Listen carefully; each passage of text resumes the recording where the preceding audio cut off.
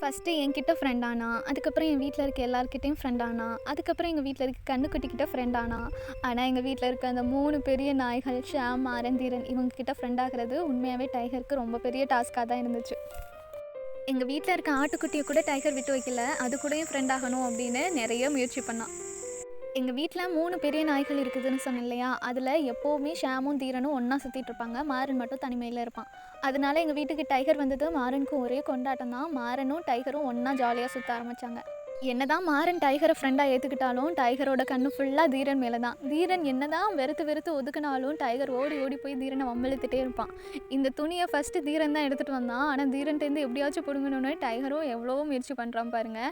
இவங்க 2 பேரும் கடிச்சிக்கிற மாதிரி தான் இருக்கும், ஆனால் அடிபடாது, கவலைப்படாதீங்க.